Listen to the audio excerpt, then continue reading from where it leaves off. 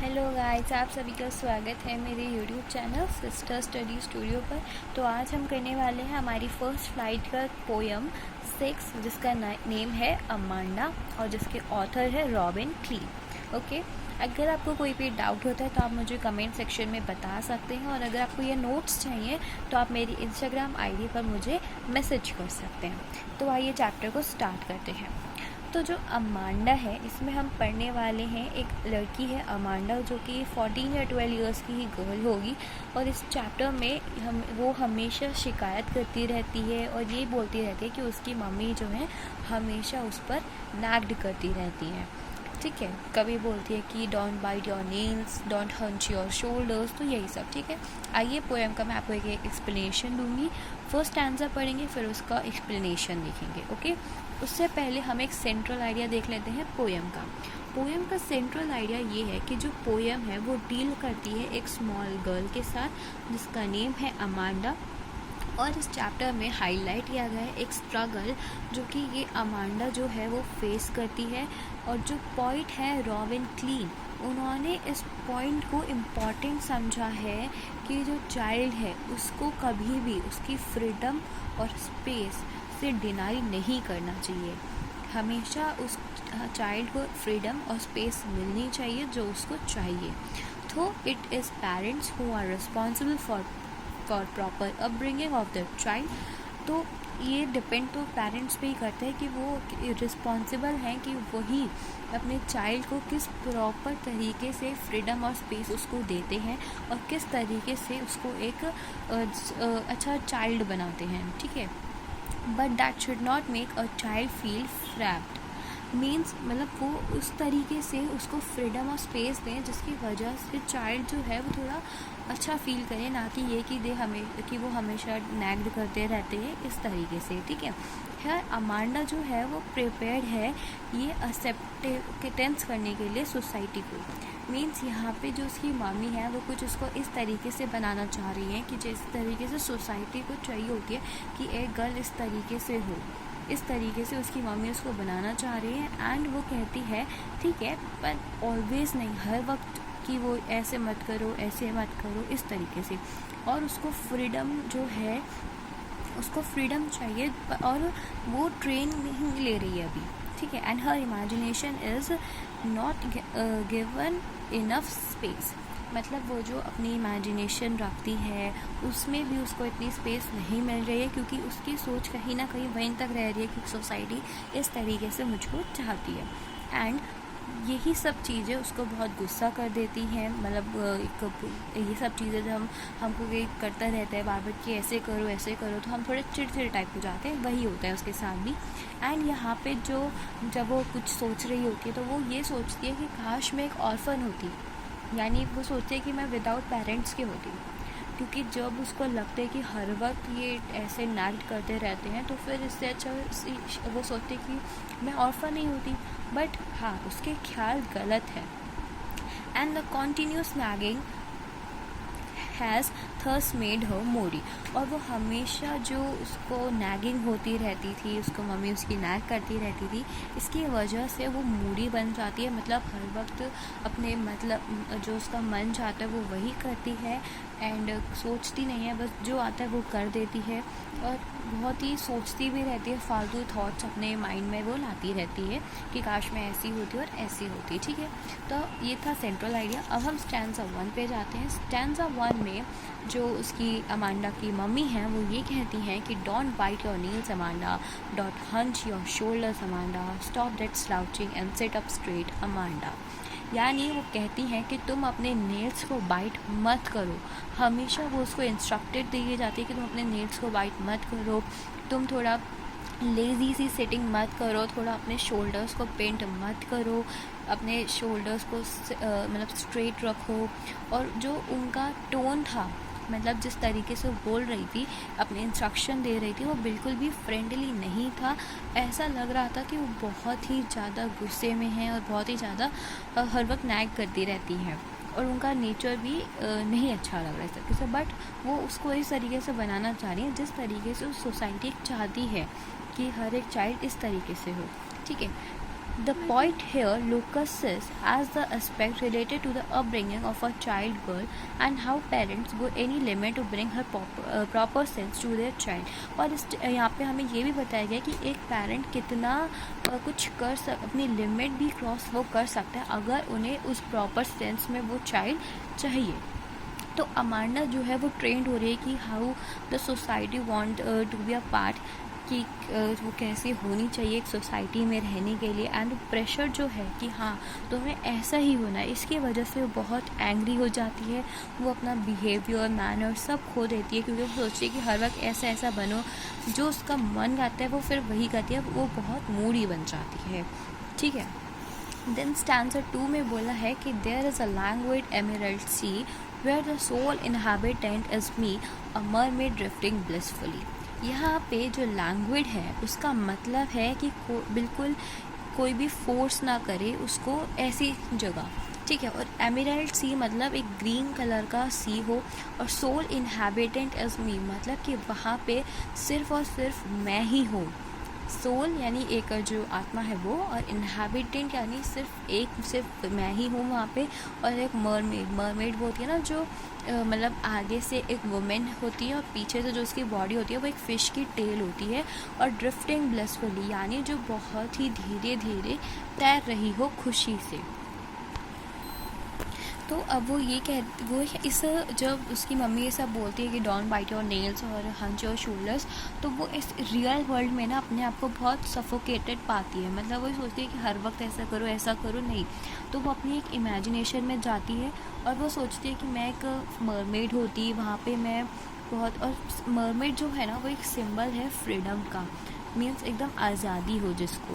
ठीक है. और वहाँ पे वो आराम से सिर्फ वही होती और वहाँ पे आराम से खुशी से वो तैर रही होती. एक जॉयफुल मरमेड होती, सॉफ्ट वेव्स होती जिसमें ग्रीन सी में वो तैर रही होती इस तरीके से. ठीक है. स्टैंजा 3 में वापस से वो अपने ख्यालों से बाहर आती है, अपनी इमेजिनेशन से, और वापस से उसकी मम्मी उसको बोलती हैं कि did you finish your homework Amanda, did you tidy your room Amanda, I thought I told you to clean your shoes Amanda.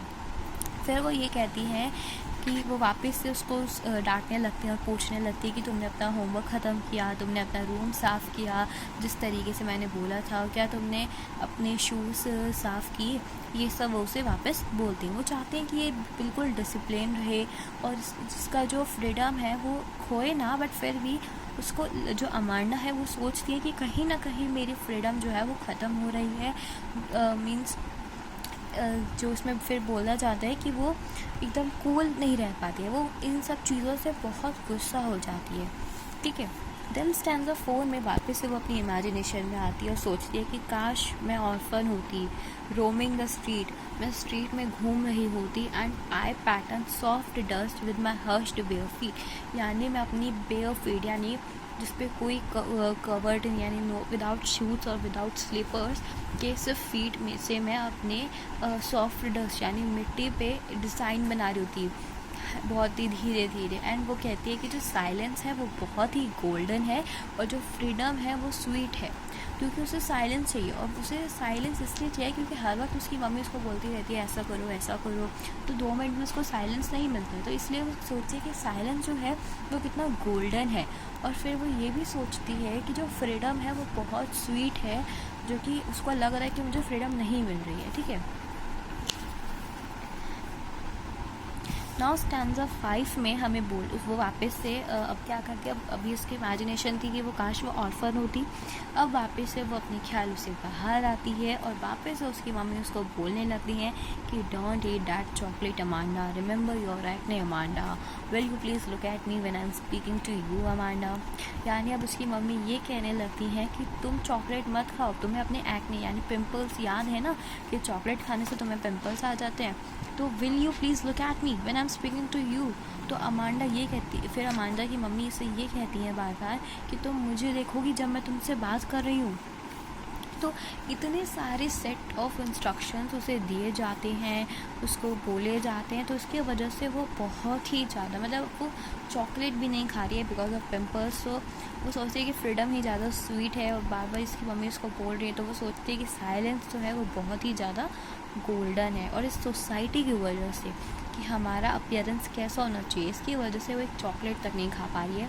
तो how the bad society is कि सोसाइटी हर वक्त ये सोचती है, बट थोड़ा हमको भी ये सोचना चाहिए कि ऑलवेज नॉट सोसाइटी क्या सोचेगी, हमें क्या करना चाहिए, that's the feeling. Okay, now let's stanza 6। Stanza 6 में वापस से वो अपने ख्यालों में जाती है। जब उसकी मम्मी उसको ये बोलती है कि चॉकलेट मत खाओ, तो वो अपने वो वापस अपने ख्यालों में जाती है और सोचती है कि काश मैं रेपेंसिल होती। रेपेंसिल जो है वो एक जर्मन फेरी थी, जो कि आपने सबने स्टोरी देखी होगी रेपेंसिल की। रेपेंसिल एक बहुत ही बड़े ऊंचे टावर पे रहती थी और उसके बहुत ही बड़े से ब्यूटीफुल से गोल्डन हेयर थे, जो कि वो एक ऐसे टावर पे रहती थी जहाँ से कोई आ नहीं सकता था। तो वहाँ पे एक विच भी था जिसका नेम था डेम।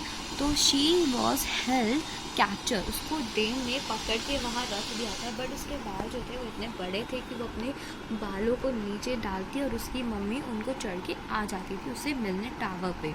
ठीक है, तो वो सोचती कि काश मैं रेपेंसिल होती जिसको कोई केयर नहीं होती, अकेले रहती सिर्फ एक बड़े से टावर में जो बहुत ही शांत और ट्रैंक्विल, बहुत ही पीस और बहुत ही सुंदर होता।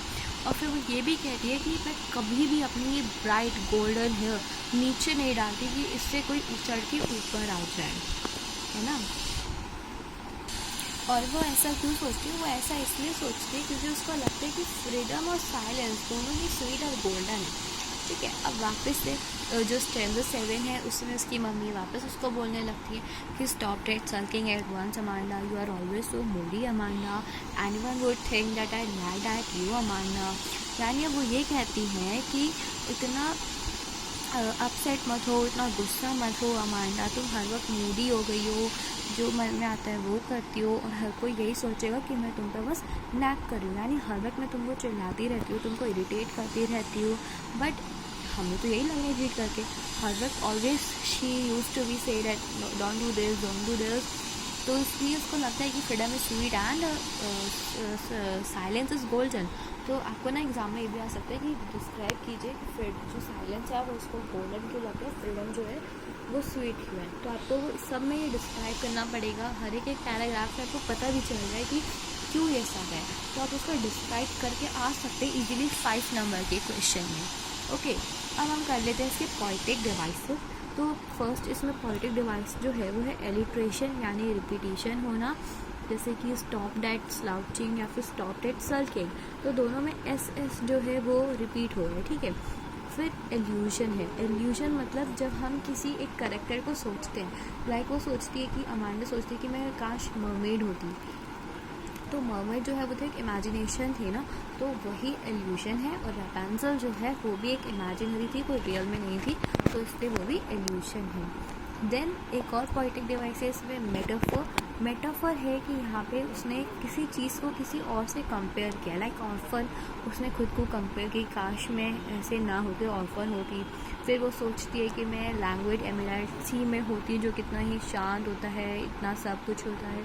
और फिर वो ये भी सोचती है कि साइलेंस जो है वो गोल्डन होता और फ्रीडम बहुत स्वीट होती है। ठीक, फिर इसमें आती है राइम स्कीम, जो कि बहुत ही बड़ी है, like A B A C C C A A D A E E A F A G G G A H A. इतनी बड़ी आपको राइम स्कीम नहीं आएगी, बट आप पोएम को देख के भी राइम स्कीम बना सकते हैं। जैसे कि देखिए इधर अमांडा अमांडा और फिर अमांडा, तो रिपीट ही हो रहा है, तो ए ऐसे हम बोल सकते हैं इस तरीके से। ठीक है, फिर लाइक अभी मैं स्टैंजा 6 में दिखाती हूँ।